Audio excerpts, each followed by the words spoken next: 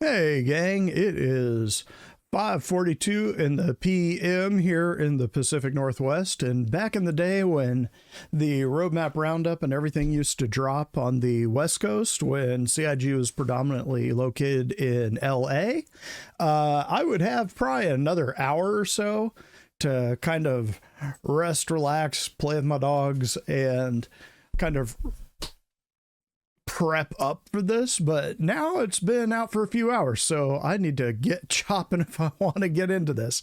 So this is the first roadmap roundup of the new year. Let's get this.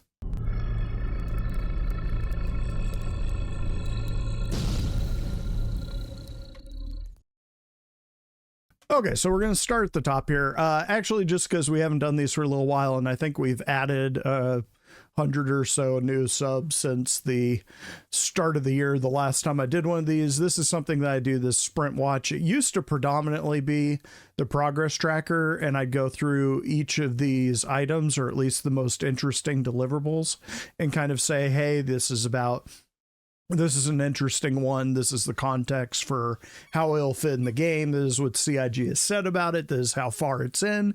This is about when I think it might land.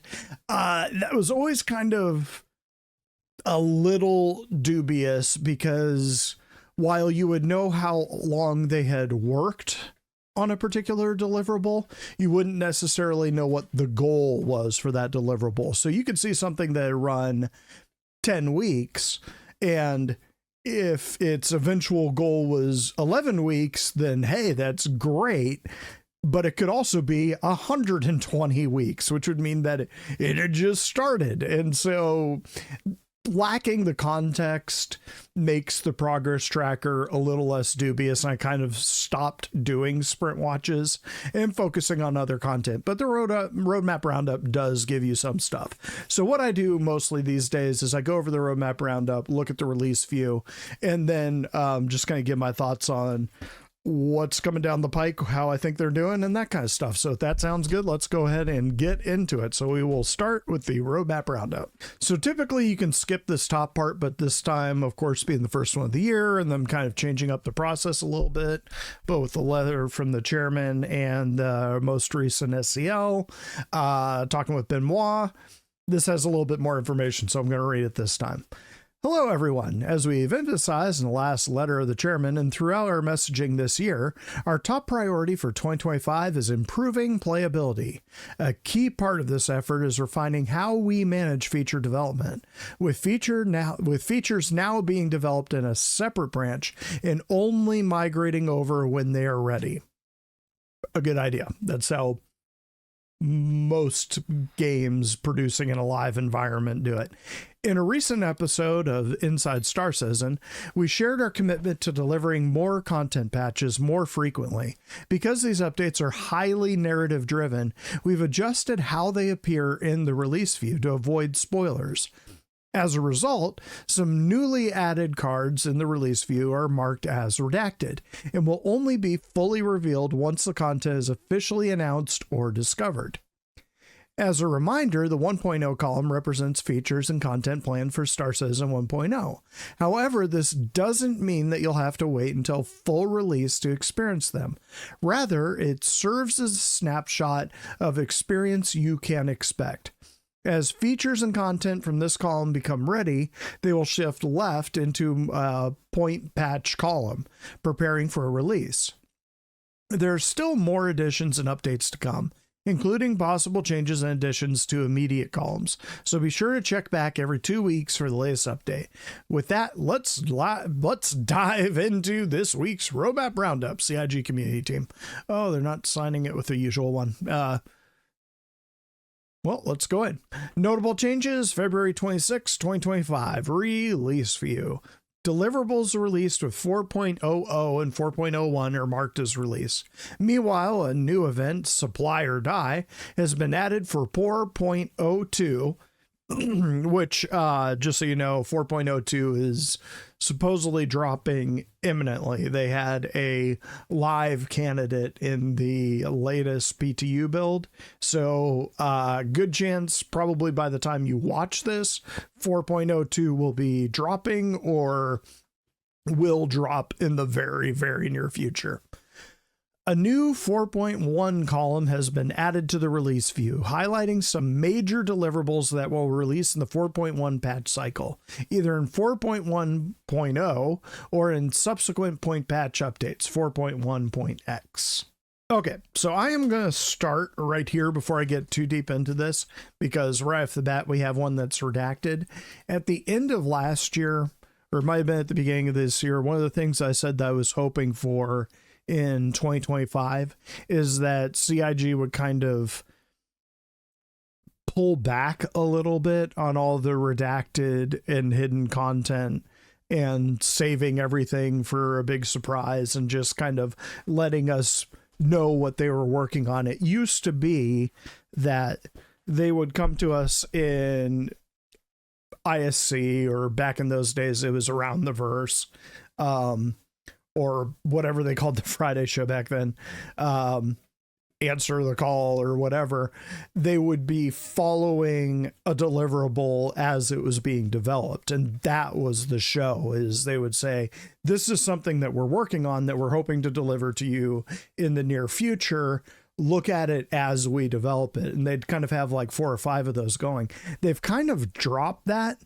And while I respect Jared's approach of focusing on teams and people that you normally wouldn't hear about in the production of a video game, that's very cool. It's also kind of cool to know what is being developed in this game that we're funding to be developed. So if I had one ask of CIG for this year, it would be, I get not giving everything away, but stop with everything being hidden in a secret or saving it for SitCon. Like, build some things in front of us. Like, let us know what's going on, because there's been a few times when they've gotten on a track and kind of been like, look at this thing we're making. And the community was like, what the hell is that? And as opposed to spending 6 months developing something that the community wasn't going to use or like, they went, oh, wait, maybe we're going in the wrong direction. Let's try something else. Saved the devs time, saved us time, saved the trolls on Spectrum and in my comments and in other YouTubers' comments, a lot of time writing comments. So maybe a loss for engagement. But anyways, let's get on to what these deliverables are. Redacted. Mission Giver. A new Mission Giver airs the verse, bringing fresh opportunities for players to explore. Hopefully they work. Redacted. Mission Giver location. A specially designed location to host our latest Mission Giver, offering a new hub for players to engage in these opportunities. I would expect that to be a Pyro Mission Giver. Who it's gonna be, I would think Headhunters would make a lot of sense. Maybe what is it, Citizens for Prosperity? I think it's Citizens for Prosperity, but Citizens for Prosperity are from Hurston, and they're going into Pyro specifically to kind of draw the gangs of Pyro to Pyro as opposed to Stanton. So Citizens for Prosperity might not make sense as a mission giver, whereas Headhunters, Xenothreat, someone like that would. Redacted. Sandbox activity. A new open-ended activity blending on-foot exploration with aerial support, creating sandbox gameplay opportunity for daring teams. That sure sounds like the Sandworm to me. Redacted. Armor set. A rugged and stylish new armor set tailored for the brave adventurers facing new dangers. Hopefully that is not just one armor set, but many of the armor sets that we saw at SitCon when they're kind of going through their player archetypes, like the bounty hunter with the big scanning suite on it, or the heavy where it was basically impenetrable armor to small fire, something like that would be cool. Space combat missions, a new set of space combat missions featuring improved scenario design and refined storytelling, scheduled to come in 4.1.x patch. It's kind of cool. And here's all the Volt weapons. Well, at least some of the Volt weapons. Volt AR Parallax, a powerful new weapon, an assault rifle, boasting a unique blend of characteristics, firepower, and tactical potential. So the Volt weapons, basically, they'll kind of shoot individually, but if you can time it right, it kind of turns into a beam weapon, and then you kind of have to keep it in the zone. It'll almost be like a mining laser. Like if you keep it on too long, it overheats, and obviously the laser goes off, but you can keep it sort of in a sweet spot where it just does continuous damage. Volt SMG Quartz, a compact yet devastating firearm designed for those who need maximum firepower and minimal frame. Scheduled to come with 4.1.x patch. Hathor Mining Station. Interesting. A large-scale mining laser facility operated by the Hathor Group. So we do know that these mining stations are probably going to be the things that we get as mining stations that we can build eventually with base building. So this will probably be, I would assume, kind of a new, maybe not settlement. It's obviously a new asset, but I would assume this is going to be part of them updating kind of the outposts. Like right now you have a mining outpost that just has a few of those little sort of cylinder things that just kind of have a little arm going up and down that are probably 4 or 5 times the size of a person. These will be considerably larger, and I fully expect that when we get base building in the game, we will have access to these kinds of things, so keep an eye out for them. Hathor Ground Alignment Station, strategically placed Hathor operated outposts providing key infrastructure and sandbox gameplay opportunities for planetary operations. So shutting them off, protecting them, presumably as trading hubs, I would hope. Additions to the Star Citizen 1.0 column. So again, one quick thing about 1.0 is that with the other patches, it's kind of, these are the things we're putting in the patch. For 1.0, it's more when all of these things are in the game, 1.0 is finished. So it's a little bit different. So we might get Fire Hazard next week, and we might get FPS radar scannings 4 years from now, but they'd both be quote unquote the 1.0 branch, even though they would move from that column over. But this is the items that they feel define 1.0. So let's go ahead and go through them. Control surfaces, improving atmospheric flight dynamics with functional control surfaces, allowing for more precise maneuvering and realistic aerodynamics. I think that one's relatively close. That might be 4.1 or 4.2, whatever, but they're talking about this one a lot, which seems to suggest that it's close. Quantum Boost. Introducing Quantum Boost, a short burst travel mode designed for quick repositioning and high speed engagements between distant points. So this is the long awaited for and asked for kind of blind quantuming. It used to be that like in the 2.0 to like, I think 3.0 days, you did have like locations that you could jump to, but you could also just point to an area of space and just quantum to it. That is kind of what this will be, is they'll probably take away a lot of all those markers, and you'll just be able to jump at a planet. And you'll have to actually control it and stuff like that. They've shown versions of this over the last couple of years. It looks pretty good, but it's kind of hard to tell how far along it is, just because what we've seen each time has just kind of been prototype. So it's kind of hard to tell whether that is something that they just need to slap some special effects on, or does it have a lot more to go? Item misfire and wear. Adding depth to equipment functionality with item misfire and gradual wear, requiring regular maintenance to ensure peak performance. Presumably that'll come with crafting, because that would be about the only way that you could fix something like that. But they've been working on it for ages. So again, it could drop imminently. I would assume it wouldn't be too far behind the patch that they drop engineering in. Fire hazard. Bringing fire hazards to ships' environments, along with fire extinguisher mechanics requiring players to manage and extinguish blazes before they spread.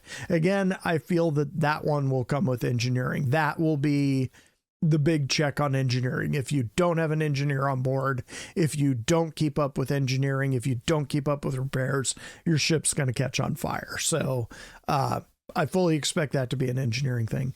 Charge and drain, expanding the utility of the multi-tool with the ability to drain and transfer power between objects, unlocking new puzzle solving and support roles. Again, sort of sounds like an engineering thing. Life support, integrating life support systems into ships, making oxygen management and environmental controls critical for survival. And that one will come with the room system that we've been hearing about for 4 or 5 years, I think. Again, really big one for engineering. And here we go. Engineering gameplay, introducing dedicated engineering roles aboard ships, allowing players to actively manage power distribution, repairs. And Marley has opinions about that, and system efficiency in real time. So engineering, again, was something that was supposed to drop with 4.0. Then they decided that server meshing was complicated enough that they didn't need to put engineering in there to doubly complicate it. Now it kind of sounds like they're going to go for stability. So engineering is probably going to get pushed out a little further, but I would still expect engineering probably this year. Solar flare, unleashing powerful solar bursts within the pyro system, creating dynamic environmental hazards that players must navigate and prepare for. This was actually in a couple of the early 4.0, I think Evocati, maybe not PTU builds, but I know it was Evocati because I got hit by one. They were unpleasant in kind of a cool way. Like you really had to sort of look at the sun and be like, is that getting brighter? Okay, let's get out of here. Everybody pack up, let's get out. Kind of big. And it would give ships like the Carrack and the Terrapin that kind of have shields dedicated to that sort of thing. So like the Carrack has the whole armored cowl that can come in. That's sort of what I'm talking about. And of course, the Terrapin is a big armored turtle. So, I mean, it's totally designed for that sort of thing. All other ships would need to get somewhere where they're occluded. Vehicle, radar, and scanning rework. This is a big one for me. I've been waiting a long time for this one.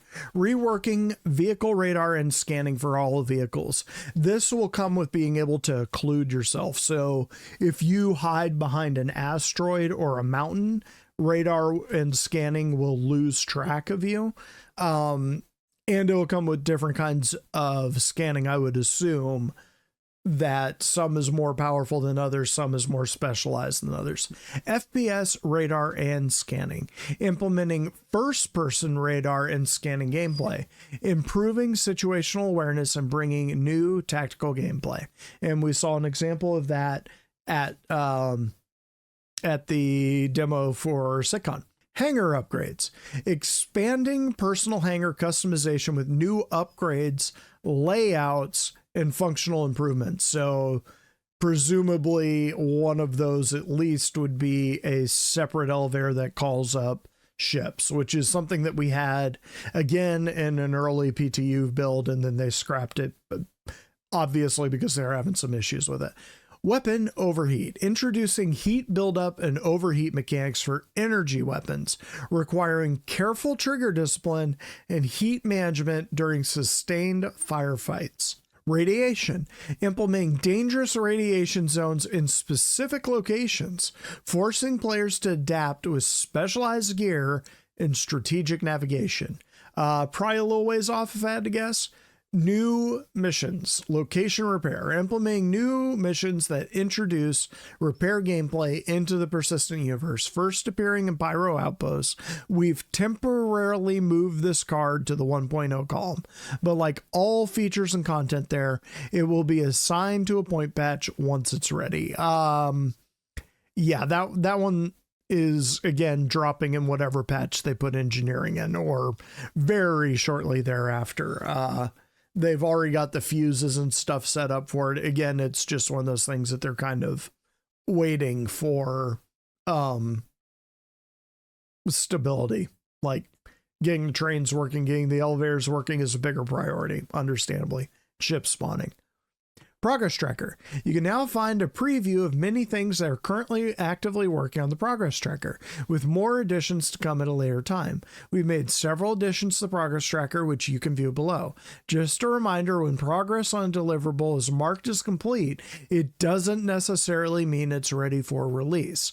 It may still require downstream support, transition to another team for further work, or additional steps before completion. And honestly, that was one of the reasons why I stopped using the Progress Tracker, was because people would get really confused when I'd say, okay, this ship that they worked on that's been done for months, there isn't a VFX team on it, there isn't a sound team on it, it's got a long ways to go, and people would howl at me in the comments and say that this content creator or this leak had said otherwise, and yeah, 9 times out of 10 I'd be right on that. But anyway, core gameplay pillar, supply or die event, redacted sandbox activity, sandworm hunting, base building, huge, charge drain, crafting, engineering, FPS, rare scanning, life support, and radiation.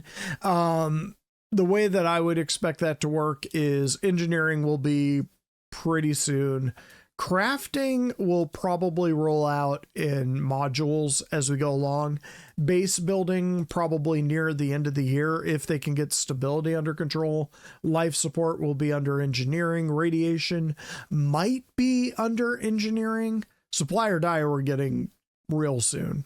Locations, redacted mission giver location. That's all. Join us for discussions on Spectrum.